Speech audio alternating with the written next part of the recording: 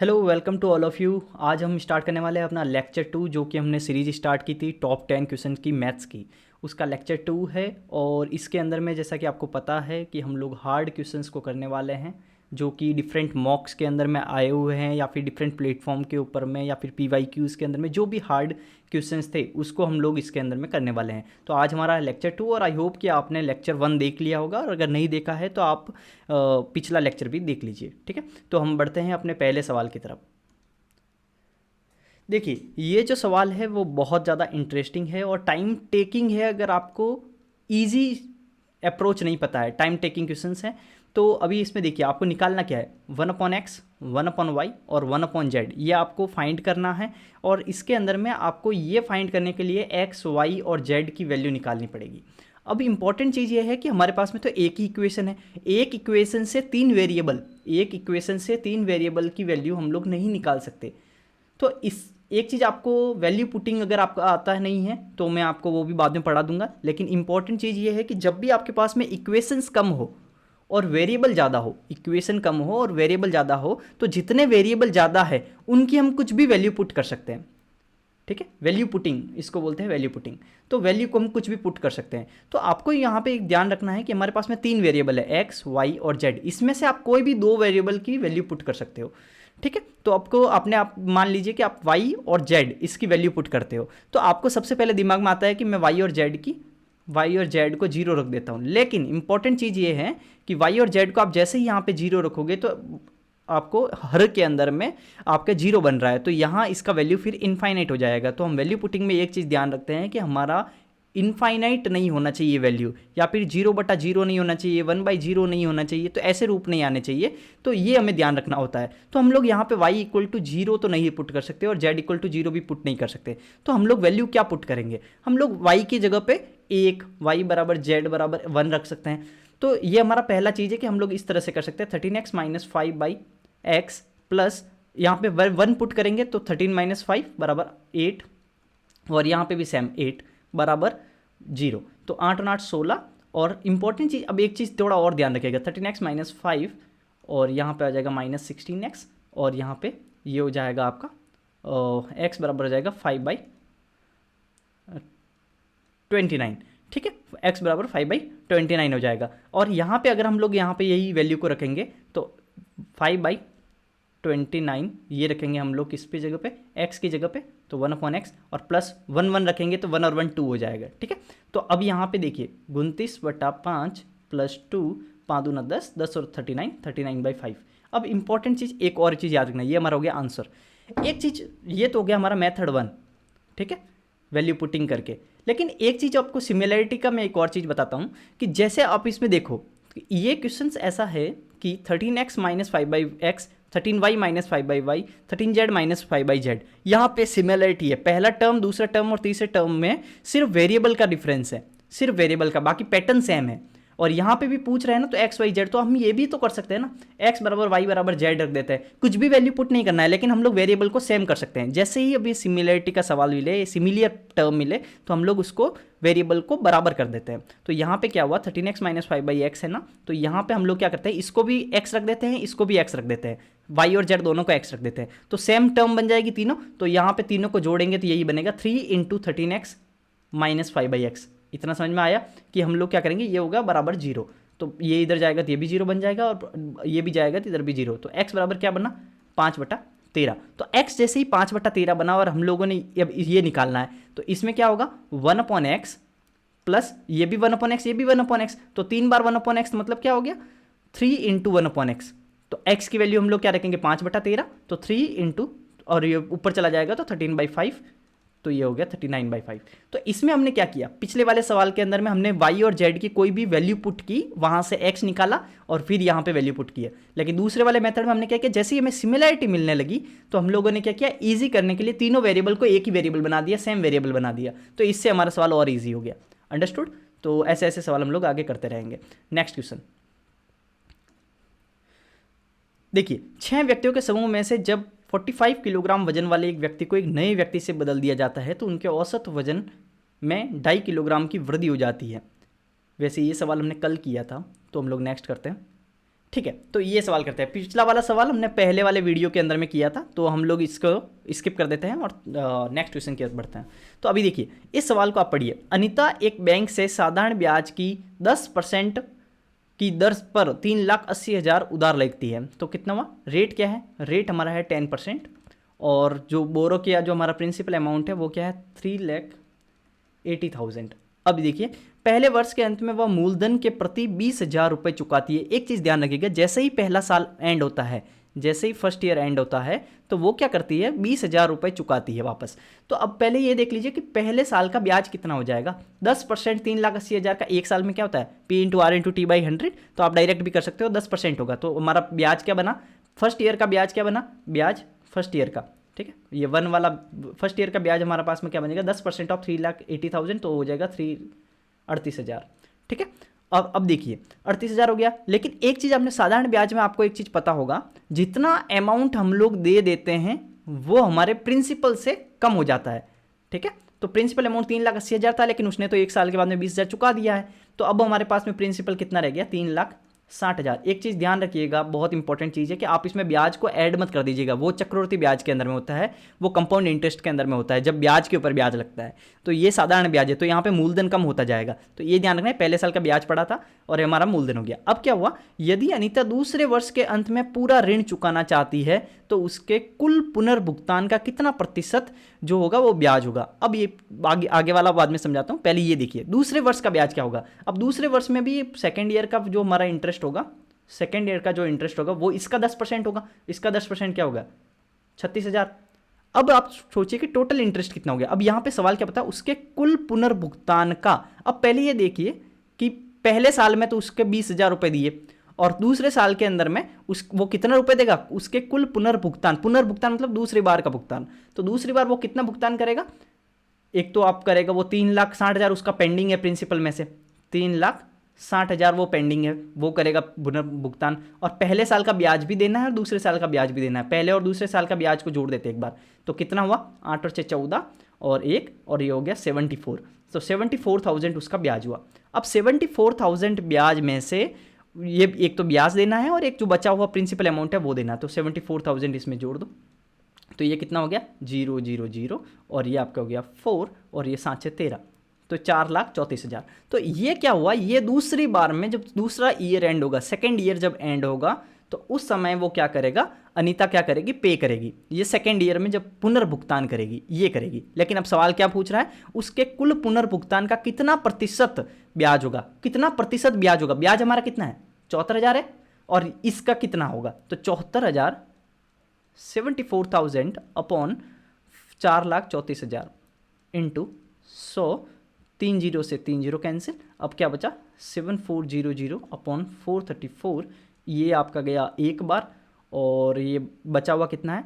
400 300 700, और 306 बचा हुआ है, 306 और 0, ये आपका लगभग जा रहा है 7 चौका 28, 7 बार जा रहा है, तो 17%। तो आपका ये क्या हो गया? 17%। एक चीज़ ध्यान रखिएगा, आपको कैलकुलेशन भी स्ट्रॉन्ग रखनी है, ताकि ये जब ऐसे डिवाइड आए तो आप डरो नहीं।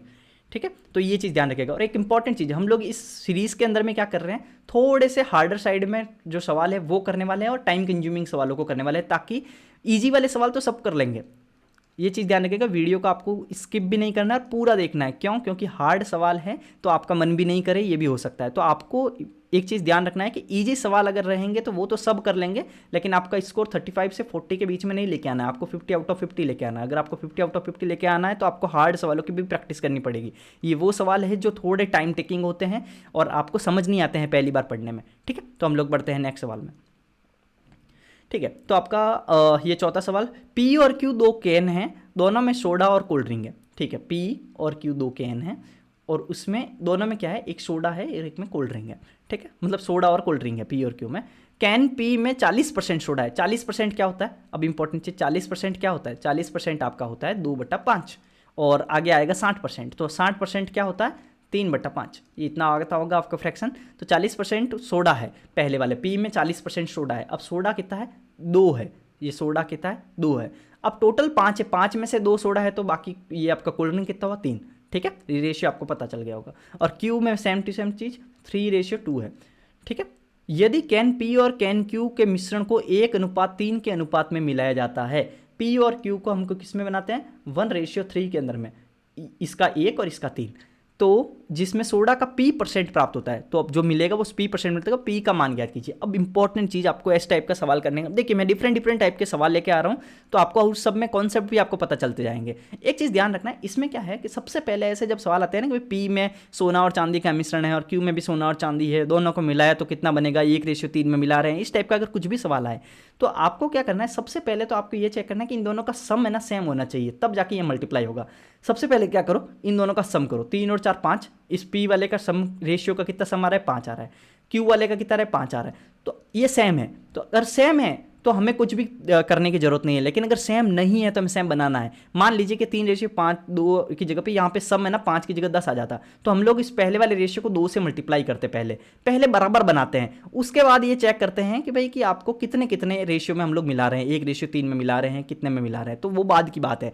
पहले हमें मिलाते समय हमें उसके सम को बराबर करना है, तो यहाँ पे सेम है तो कोई दिक्कत की बात नहीं है। यहाँ पे एक से मल्टीप्लाई कर दो, तो यहाँ पे कितना हुआ 2:3, और 3 से इसको मल्टीप्लाई कर दो, 3 तारी 9 और 3 दूना 6, तो इन दोनों को जोड़ेंगे तो 9 और 10 11, और 6 और 3 9, तो ये तो हुआ सोडा और ये हुआ कोल्ड ड्रिंक। अब देखिए ये क्या बोल रहा है, जिससे सोडा का P% प्राप्त होता है, सोडा कितना प्राप्त हो रहा है 11, और P% प्राप्त होता है, तो P का मान ज्ञात कीजिए। अब पहले ये देखिए, ये तो कोल्ड ड्रिंक है, टोटल कितना हुआ 20, तो 11 20 में से, और ये हो गया 100, और ये हो गया 5 11 55, तो 55%, अंडरस्टूड। तो ये 55% हो गया। आई होप कि आपको समझ में आ गया होगा। अगर यहाँ पे सम सेम नहीं है, सपोज मैं आपको एक इस टाइप का सवाल करवा भी देता हूँ, जैसे मान लीजिए कि ये होगा 2:3, मान लो एक एग्जाम्पल है, ये दूसरा एग्जाम्पल है कि अगर आपका ऐसा होता कि 2:3 है और ये मान लो होता 4:5, ऐसा कुछ होता, और उसको हम लोग 1:3 में मिलाते, सपोज ऐसा करते, तो 3 और 4 5, 5 और 4 9। अब ये देखिए कि 5 और 9 है सम, तो लेकिन हमें 5 और 9 सम नहीं होनी चाहिए, सेम सम होना चाहिए, तब हम लोग जाके इससे मल्टीप्लाई करेंगे। पहले बनाओ सेम, तो 5 और 9 को सेम बनाने के लिए क्या करोगे, 45 बना देते हैं, तो इस वाली को 9 से मल्टीप्लाई कर देते हैं और इस वाले को 5 से मल्टीप्लाई कर देते हैं, तो इस वाले को 9 से मल्टीप्लाई करो तो क्या होगा, 9 दूना 18, 9 3 27, और इस वाले को 5 से मल्टीप्लाई करो, 5 चौक 20, और ये हो गया 5 25, ये हो गया। अब जाके हम लोग इसको 1:3 में मल्टीप्लाई करते हैं, तो 1 से मल्टीप्लाई करेंगे तो 18 27, और 3 से मल्टीप्लाई करके 20 या 60, और 25 75। अब जोड़ देते हैं, ठीक है। तो ये आई होप कि आपको बहुत अच्छे से समझ में आ गया, समझ गए। तो ये फिर बाद में आता है, अंडरस्टूड। तो इस तरह से आपको करना है। अगर आपके सम सेम नहीं है तो पहले क्या करो, सम को सेम बनाओ, उसके बाद ये कितने कितने में मिल रहा है तो वो करो, अंडरस्टूड। अब चलो नेक्स्ट करते हैं। ये अच्छा सवाल है, इसको आप बहुत इजी वे में भी कर सकते हो। तो थोड़ा देखो, a प्लस बी के सभी संभावित मानों का गुणनफल ज्ञात कीजिए ताकि 2a 1 + 1 1 5b 11 से विभाजित हो। अब देखिए 11 से विभाज्य, तो 11 से विभाज्य का आपको पता होगा रूल, जो अल्टरनेटिव टर्म है उनका सम का जो डिफरेंस है वो 11 से विभाज्य होना चाहिए। तो 2a 1 1 5b ये 11 से विभाज्य है, तो आप पहले ये लिखो b और 1 और ये एक, इसको जोड़ो तो क्या आएगा a + b + 1, और इनको जोड़ो 5 1 और 5, 5 2 1 और 5, तो 5 है 7 और 1 8, तो इधर वाले का सम क्या आया 8 आया। तो अब एक चीज़ ध्यान रखिए कि ये है और ये है, 11 से विभाज्य होने के लिए क्या क्या कंडीशन है कि आपको इन दोनों का जो डिफरेंस है, इन दोनों का जो डिफरेंस है वो क्या क्या हो सकता है, वो या तो 0 होना चाहिए, या 11 होना चाहिए, या 22 होना चाहिए, 33 होना चाहिए। तो ऐसे आपका 11 का पहाड़ा पूरा है। तो कहने का मतलब, या पहले सबसे पहले हम लोग देखते हैं 0, तो 0 लेके देखते हैं, अंडरस्टूड। तो 0 लेके देखते हैं, तो अगर इसको 0 बनाना तो क्या होगा, a + b बराबर हो जाएगा आपका 8 इधर, तो ये हो जाएगा आपका 7।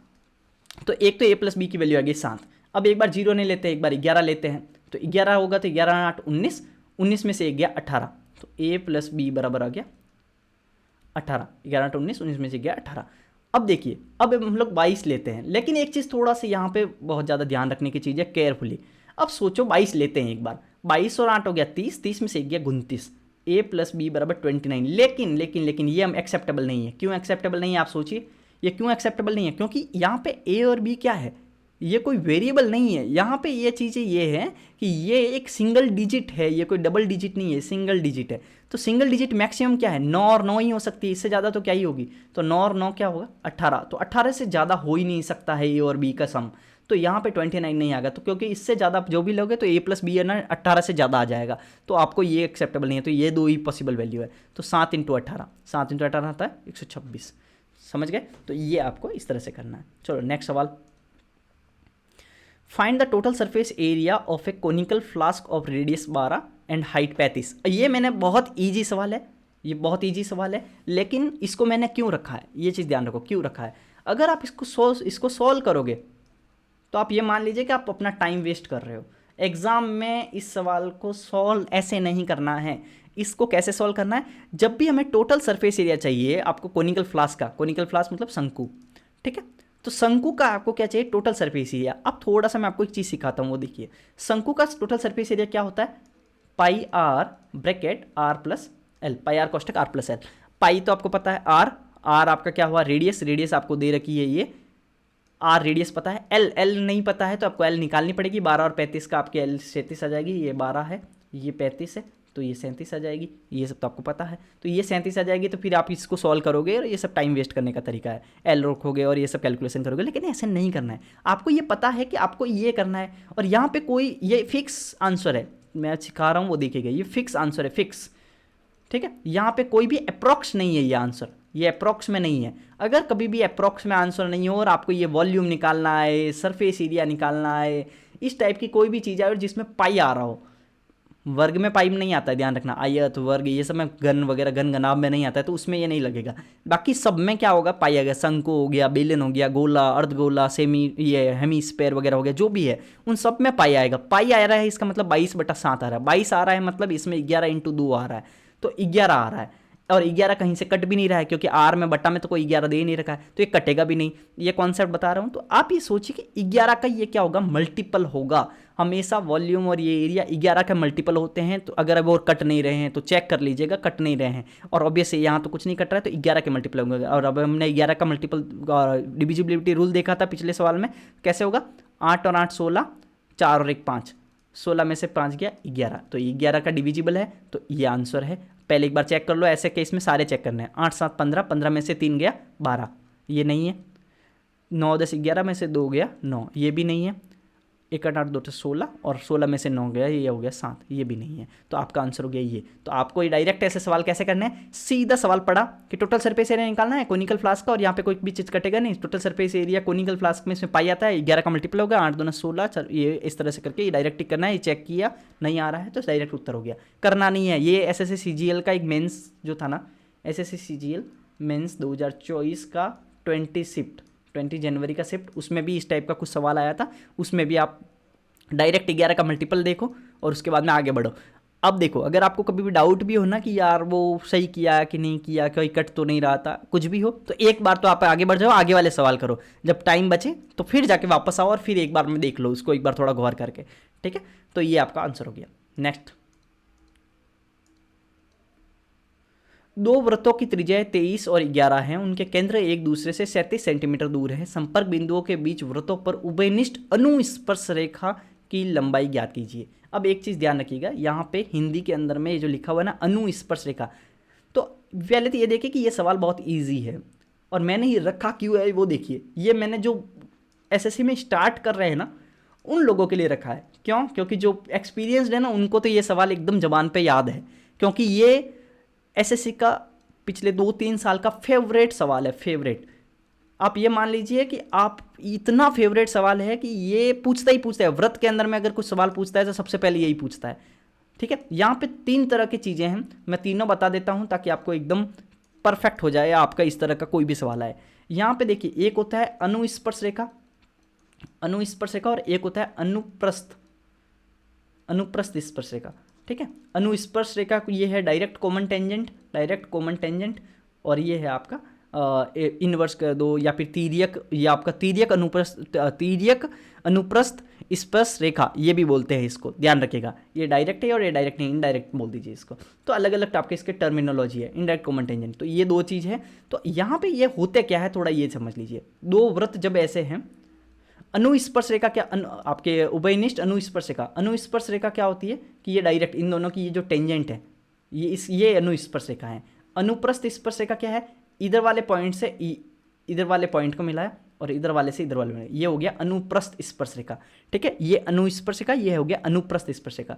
अब देखिए इसकी अगर लंबाई निकालनी हो, यहाँ से यहाँ तक ये डी, ये आपकी इसकी लंबाई मान लीजिए एल, तो इसके अगर एल लंबाई निकालनी हो और यहाँ से यहाँ तक ये मान लीजिए आड़ी वाली एल, तो ये अगर निकालनी हो अनुस्पर्शिका, डायरेक्ट कॉमन टेंजेंट निकालना हो, तो इसका फॉर्मूला क्या है वो देखिए, बहुत ट्रिक बताऊंगा, इसमें भी एक चीज़ याद रखना। इसका है कि ये जो सेंटर के बीच की डिस्टेंस है डी, ये जो डी डिस्टेंस है इसको डी मान लेते हैं, तो इसका फॉर्मूला होता है एल बराबर under root D square plus D square minus, अब ये देखिए इसकी रेडियस R1 है, इसकी रेडियस R2 है, लेकिन अब यहाँ पे ये स्क्वायर कर दो, यहाँ पे साइन कौन सा आएगा ये इंपॉर्टेंट है। अब एक चीज़ में आपको ट्रिक है वो याद रखिएगा, सिर्फ एक साइन का डिफरेंस होता है इन दोनों में, बाकी कुछ डिफरेंस नहीं होता। यहाँ पे ये क्या है, सीधी जा रही है, सीधी जा रही है मतलब ये माइनस है, ये ऐसे करके प्लस बना रहा है, देखिए कट रहा है, इसका मतलब ये प्लस बना रहा है। तो ये ट्रिक क्या है कि यहाँ पे माइनस रख दो। अनुस्पर्शिका में ये इस तरह का फॉर्मूला होता है, और अनुप्रस्थ स्पर्शरेखा के अंदर में ये जो है ना इनडायरेक्ट में, इसमें ऐसा होता है डी स्क्वायर माइनस R1, और ये प्लस बन रहा है तो प्लस R2 का स्क्वायर। तो एक चीज़ ध्यान, बाहर तो हमेशा माइनस रहेगा, ध्यान रखना, अंदर में सिर्फ चेंज होता है, सिर्फ बाहर हमेशा माइनस रहेगा, अंदर में सिर्फ माइनस और प्लस का डिफरेंस होता है, तो ये फॉर्मूला याद रख लेना। अब तीसरा एक और केस होता है, जब क्या होता है दो बाह्य रूप से स्पर्श करते हैं, तो इस केस के अंदर में आपको निकालना होता है, इस केस के अंदर में। तो यहाँ पे ये जो है ना इसकी डिफरेंस, तो आप ये मान लीजिए कि आप इसको वैसे फॉर्मूला से डिराइव भी कर सकते हो, लेकिन इसका डायरेक्ट आपको याद रखना है, जब भी बाहर रूप से स्पर्श करे तो इसका फॉर्मूला आता है 2√R1R2।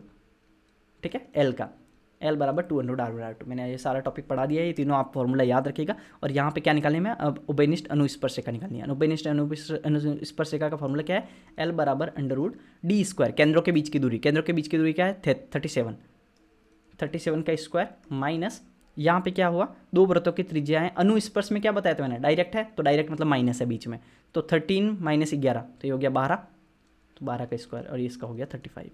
अंडरस्टूड, तो ये 35। और एक चीज़ ध्यान रखिएगा, ये ट्रिपलेट्स जितने भी है, ट्रिपलेट्स समकोण के, समकोण त्रिभुज के, तो वो आपको सारे याद रखने हैं। जैसे ये हो गया, तो ये आपको याद होना चाहिए 12, 35, 37, तो ये आपको याद होना चाहिए, ये बहुत फेवरेट है। ओके, तो नेक्स्ट सवाल, एल के मूल्यों की रेंज का पता लगाए यदि त्रिकोण के किनारों की लंबाई 2L, L-2 और 7 है। ये अच्छा सवाल है, थोड़ा सा भी आपको अगर आइडिया है ट्राइंगल का, ट्राइंगल के अंदर में एक चीज़ ध्यान रखिए कि ये ट्राइंगल है, ये ट्राइंगल है, एक 2L है, एक L-2 है और एक 7 है, तो L की रेंज क्या क्या होगी, L कहाँ से कहाँ तक वेरी करेगा, यहाँ सवाल ये है। एक चीज़ ध्यान रखिए कि ट्राइंगल के अंदर में जो पॉसिबल है, ये भुजाएं हैं ना, वो क्या क्या पॉसिबल है कि जैसे कोई भी ट्राइंगल है, मान लीजिए कि A, B और C है, तो जो A और B का जो डिफरेंस है ना, A और B का डिफरेंस वो C से कम होना चाहिए, पहली बात। और A और B का जो सम है ना, वो सम वो C से ज़्यादा होना चाहिए, ये चीज़ ध्यान रखिएगा। C से क्या होना चाहिए, ज़्यादा, ये मान लीजिए ऐसे। C जो होगा ना, C वो A डिफरेंस से तो ज़्यादा होगा और सम से कम होगा, ये होता है। बराबर भी नहीं हो सकता, ध्यान रखिएगा, बराबर भी नहीं हो सकता है, यहाँ पे बराबर नहीं है, ये ध्यान रखिएगा, सिर्फ ज़्यादा होना चाहिए, A-B से ज़्यादा और A+B से कम, ये होता है तीसरा वाली भुजा। जैसे ही हम लोग A के लिए भी अगर हम जब चेक करेंगे तो A क्या होगा, A है ना B-C से तो ज़्यादा होगा और B+C से कम होगा, इसी तरह से तीसरा भी है, ये आपके केस होते हैं। तो अब यहाँ पे हम लोग सवाल करते हैं ये वाला, ये सवाल करेंगे तो इसमें क्या होगा, ये हम लोगों ने क्या दिया था, L, 2L, L-2 और 7, तो 2L और इसका सम कर देते हैं, एक बार सम किया तो 2L और 3L, 3L-2, 3L-2, इसका सम है ना क्या होना चाहिए, 7 से ज़्यादा होना चाहिए, सम 7 से ज़्यादा होना चाहिए। तो 3L बराबर हो गया 9 और L बराबर हो गया, L इससे हो गया 3 से ज़्यादा, तो L 3 से ज़्यादा होना चाहिए, तो L 3 से ज़्यादा इसमें भी है, इसमें भी है, और ये खत्म और ये भी खत्म, तो L 3 से ज़्यादा है। अब यहाँ पे दिखता है डिफरेंस, 2L में से L गया L, और इसमें से गया तो L+2, ये क्या होना चाहिए, डिफरेंस क्या होना चाहिए, वो 7 से ज़्यादा होना चाहिए, 7 से ज़्यादा होना चाहिए, तो L हो गया, सॉरी डिफरेंस क्या होना चाहिए, वो 7 से कम होना चाहिए। तो डिफरेंस अगर 7 से कम है तो डिफरेंस 7 से कम होना चाहिए, तो L हो गया 5 से कम होगा। ठीक है, मैंने क्या बताया था, डिफरेंस जो है वो कम होना चाहिए, डिफरेंस है ना वो कम होना चाहिए C से, मैंने बताया था ना A-B VA और A+B, तो जोड़ से तो ये कम होना चाहिए और डिफरेंस से ये ज़्यादा होना चाहिए। अंडरस्टूड, डिफरेंस से ये ज़्यादा होना चाहिए, तो 7 ज़्यादा है तो L 5 से हो गया, तो ये हो गया 5। तो ये हो गया आपका 5। अंडरस्टूड। एक बार क्या करना है, घटाना है और एक बार जोड़ना है, बाकी कुछ नहीं करना है, और उसका रेंज पता चल जाएगा आपको। आगे, एक वृत्त का केंद्र O है, एक वृत्त है, इसका केंद्र O है। ये बहुत अच्छा सवाल है, एक चीज़ ध्यान रखिएगा, बहुत अच्छा सवाल है। तो इसको आपको थोड़ा ध्यान रखना है, ये कैसे करना है आपको। एक वृत्त है, इसका केंद्र O है, ठीक है, बहुत अच्छा सवाल है, ध्यान रखिएगा। ये बहुत जनों ने छोड़ा था, एक मॉक के अंदर में आया था, तो इसको बहुत जनों ने छोड़ा भी था। तो एक वृत्त का केंद्र O है, त्रिज्या 15 है, त्रिज्या इसकी क्या है, 15 है। KL 18 सेंटीमीटर लंबाई वाली एक जीवा है। ये एक 18 सेंटीमीटर लंबाई वाली KL क्या है, जीवा है, 18 सेंटीमीटर इसकी लंबाई है। ओके, बिंदु K और L से दो स्पर्शरेखाएं बिंदु M पर प्रतिच्छेद करते हैं। K और L से दो स्पर्शरेखाएं बिंदु M पर क्या करती है, प्रतिच्छेद करती है, ठीक है। K और L से दो स्पर्शरेखाएं बिंदु M पर प्रतिच्छेद करती है। एक काम करता हूँ, मैं यहाँ से परपेंडिकुलर ड्रॉ कर देता हूँ। ये 18 था ना, तो ये हाफ हाफ हो जाएगा, तो ये 9 हो जाएगा, ये 9 हो जाएगा।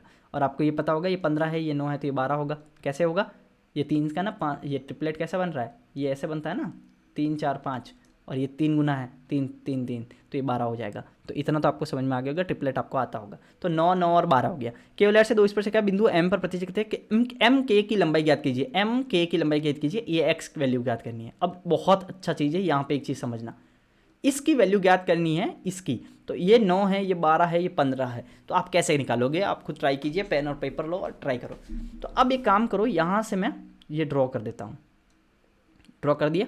ये सवाल होगा सिमिलरिटी से, सिमिलरिटी, जो सिमिलर ट्राइंगल है ना, वो है यहाँ पे। ये देखिए, ये 90 डिग्री एंगल है, तो ये भी 90 डिग्री एंगल है। बहुत अच्छा से समझना है इस चीज़ को। तो यहाँ पे क्या हुआ, ये 90 डिग्री एंगल है, ये 90 डिग्री एंगल है, और ये भी 90 डिग्री एंगल है, ठीक है, ये भी 90 डिग्री एंगल। तो यहाँ तो 90 तो सेम है।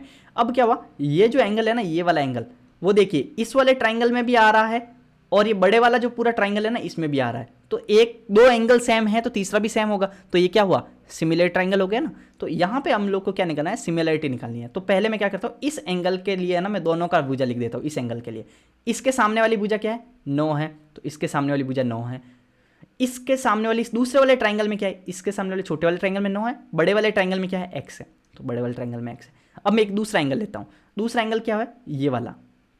दूसरा एंगल क्या है, ये वाला। ये किसके बराबर होगा, ये तीसरे वाले एंगल से, ये छोटा वाले के लिए, हाँ, बड़ा पूरा नहीं देगा, ये छोटा वाला। इसके एंगल के सामने क्या है, 12, और इस एंगल के सामने वाले में क्या है, 15, ये बड़े वाले में। ये और ये सेम होगा, तो इसका 12 और इसका 15, तो ये 15।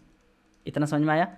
3 तारी 9, 4 तारी 12, 15 तारी 45, 45 बटा 4, 45 बटा 4 मतलब 11.25, ये आपका हो गया। तो अंडरस्टूड। थोड़ा अगर अच्छे से बताना भी हो, अगर कुछ आपको समझ में नहीं आया हो, तो एक बार मैं वापस थोड़ा सा बता देता हूँ। तो ये क्या हुआ आपका, ये आपका हुआ था 15, ये आपका हुआ था 12, ये आपका हुआ था 9, ऐसे गया था और ऐसे गया था। अब इसके अंदर में ये देखिए, ये इतना सही है, ये 90 है, और इस वाले में ये 90 है। इतना समझ में आया। और ये जो एंगल है, ये अगर थीटा है, तो ये इस छोटे वाले के लिए भी थीटा है और बड़े वाले के लिए भी ये सेम है। और ये अगर मान लीजिए कि ये एंगल अल्फा है, तो ये एंगल भी अल्फा होगा। तो थीटा के सामने वाली छोटे वाले ट्राइंगल में 9, थीटा के सामने वाली बड़े वाले ट्राइंगल में x है, तो ये इसको x मान लो। और अल्फा के सामने वाली छोटे वाले ट्राइंगल के अंदर में क्या हुआ, अल्फा के सामने छोटे वाले ट्राइंगल में 12, और अल्फा के सामने वाले बड़े वाले ट्राइंगल में क्या हुआ, 15। इस तरह से मैंने किया है, ठीक है। यहाँ से हो गया 11.25, ठीक है। चलो नेक्स्ट सवाल। शांतनु 2 साहूकार से 30,000 रुपये उधार लेता है। ओके, 30,000 रुपये क्या लेता है, उधार लेता है। वह एक ऋण के लिए 12% प्रतिवर्ष की दर से और दूसरे के लिए 14% प्रतिवर्ष की दर से ब्याज लेता है। तो यहाँ पे 30,000 रुपये उधार लिया शांतनु, 2 साहूकार से 30,000 रुपये उधार लेता है, 2 से 30,000 इससे भी, 30,000 उससे भी। वह एक ऋण के लिए 12% प्रतिवर्ष की दर से और दूसरे के लिए 14% प्रतिवर्ष की दर से ब्याज देता है।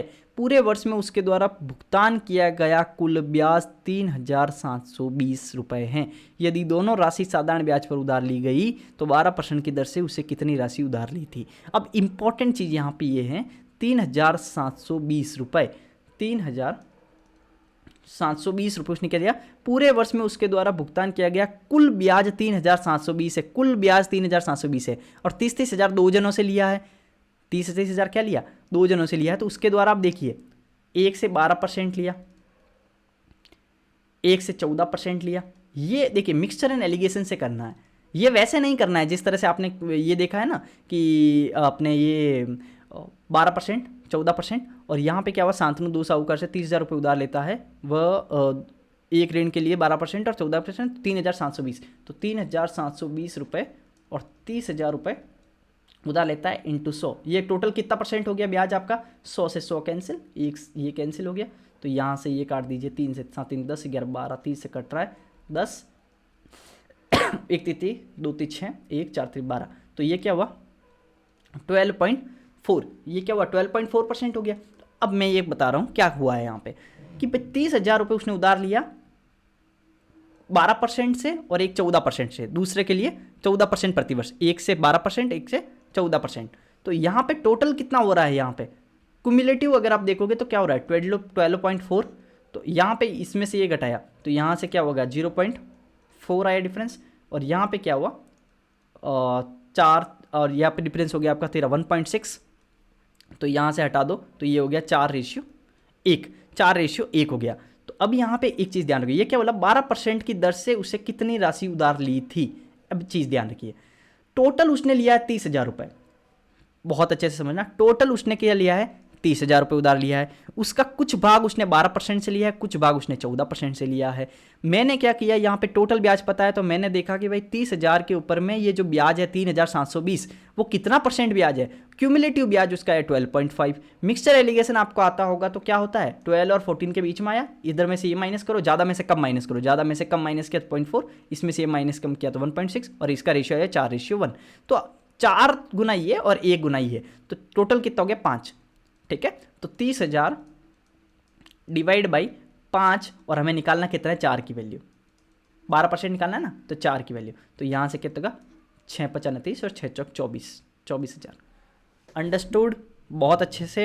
ये सवाल सिंपल इंटरेस्ट कंपाउंड इंटरेस्ट से नहीं करना है, सिंपल इंटरेस्ट वाला फॉर्मूला नहीं लगाना है, इसलिए मैंने यहाँ पे लिया है। ऐसे जब सवाल होते हैं जिसके अंदर में टोटल हो, उसका एक पार्ट हो, दूसरा पार्ट हो, और टोटल का कुछ क्यूमुलेटिव आ रहा हो, तो ऐसे केस में हमेशा मिक्सचर एंड एलिगेशन लगाना है। मिक्सचर एंड एलिगेशन का ना वो सिर्फ और सिर्फ मिक्सचर एलिगेशन वाला जो टॉपिक रहेगा बस उसमें काम नहीं आएगा, ध्यान रखना। वो बहुत सारे जैसे एवरेज वाले सवाल होते हैं, चाल दूरी वाले सवाल रहेंगे, अलग अलग सवालों में ये काम आएगा आपका मिक्सचर एंड एलिगेशन। तो आपको ये जो मेथड है ना ये बहुत ज़्यादा काम आने वाला है, तो आपको ये बहुत अच्छे से कर लेना है मिक्सचर एलिगेशन का टॉपिक, ठीक है। इसके सवाल बहुत सारे होते हैं, जैसे एक जना गया एक जना आया, ऐसे सवाल भी यहाँ पे होते हैं, एवरेज के सवाल अच्छे से। चलो नेक्स्ट बढ़ते हैं हम लोग आगे।